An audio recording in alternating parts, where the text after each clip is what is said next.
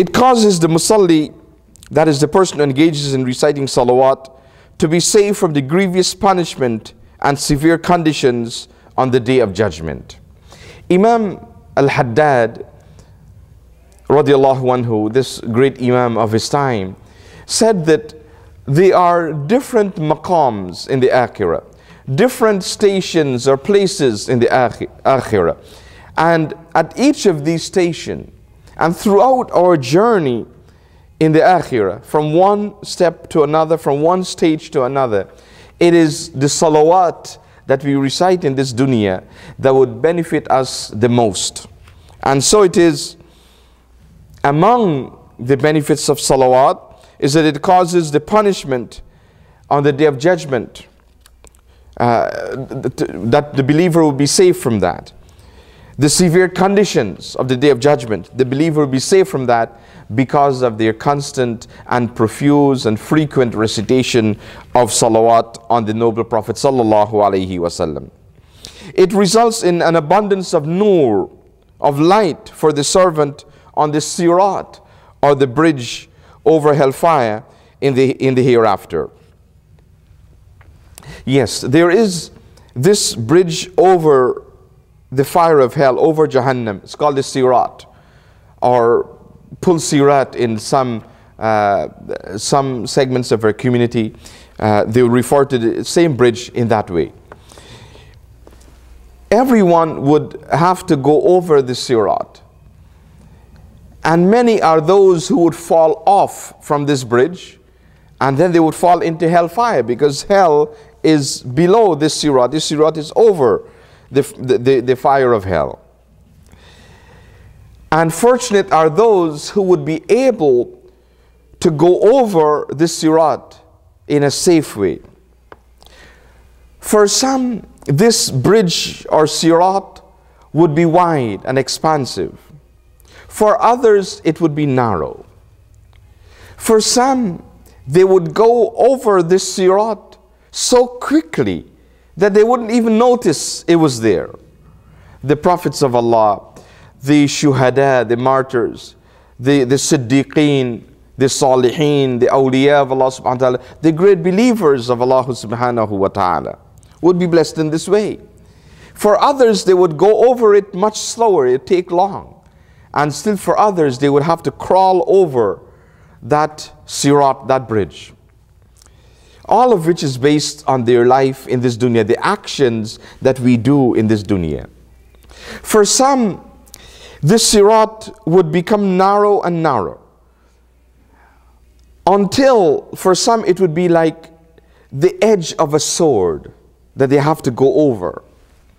And for some, they would be hanging on to this sirat, almost on the verge of falling into the fire of hell.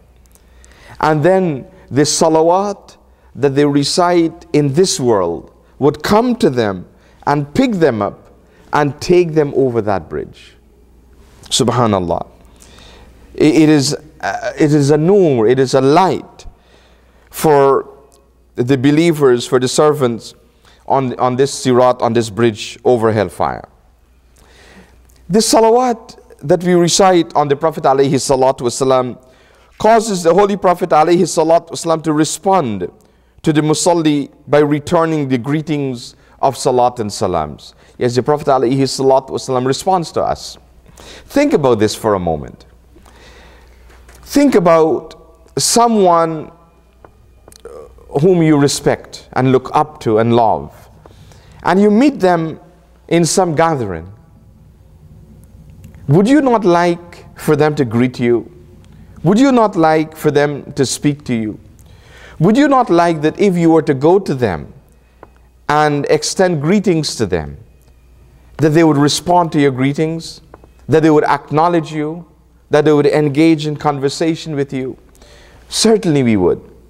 And think about this now with the Prophet alayhi salatu wasalam.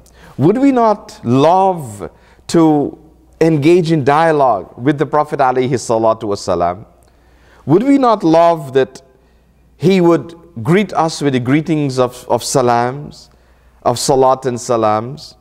And the way to do this is to recite profusely and frequently salat and salams, durood on the Holy Prophet sallallahu alaihi wasallam. Yes, it causes the Prophet alaihi salatu wasallam to respond to the servant by returning the greetings of salat and salams. And the Prophet alaihi salatu wasallam in a hadith says that Allah subhanahu wa ta'ala has special angels whose dedicated duty is to receive our salat from wherever we are in this world and convey it to the Prophet alayhi salatu wasalam. And the Prophet alayhi salatu wasalam received this report every day of the week except on Fridays. Yes, the Prophet said he received this report every day of the week except on Fridays. On Friday, there is no intermediary.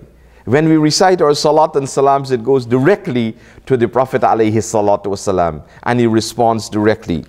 So this is a great honor for us to receive this greetings from the Prophet sallallahu alayhi wasallam. It causes the servant to remember what he or she has forgotten. This is an amazing point. And it is something which is prevalent in the culture, in Muslim societies, in Muslim countries. You visit a Muslim country and you would notice this happening often. Visit a Muslim community and you would see Muslims doing this. That if they are in conversation, they're doing something and suddenly they forget, they would start reciting salat and salams. Allahumma salli ala Sayyidina Muhammad. With the niyyah, with the intention that they would remember what they've forgotten. And it works. This salat and salams help us to remember the things that we have forgotten. And so we need to recite it often. Whenever we have forgotten something, keep reciting salat and salams on the Prophet alayhi salatu wasalam, and you would see that you would remember the things that you have forgotten. It is a cause for the barakah or blessing of Allah subhanahu wa ta'ala to descend upon a majlis or gathering of believers, and there would be no regrets on the day of judgment for those present in such a majlis. Yes, when we are in a gathering, any gathering, we should strive to recite salat and salams, durood on the Prophet alayhi salatu wasalam, especially at the beginning of that majlis and at the end of that majlis. Because then there would be barakah for everything that comes in between the beginning and the end of the majlis. In other words, all our proceedings, all our conversations and actions and decisions and so on. So the salawat that we recite is a cause for barakah, for blessing to descend on the majlis now. So this is not no longer an individual benefit, but it is a collective benefit. A benefit that goes to everyone in that majlis. And so Allah subhanahu wa ta'ala tells us of the great blessings that would descend on the gathering of dhikr and the gathering of salawat. And in several of the hadith Qudsi, Allah subhanahu wa ta'ala mentions this on the tongue of the Prophet sallallahu alaihi wasallam, that angels would come and join that gathering. And then for the person who passes by, and he would see a gathering, a group of people engaging in salawat, engaging in dhikr, he is encouraged to join them.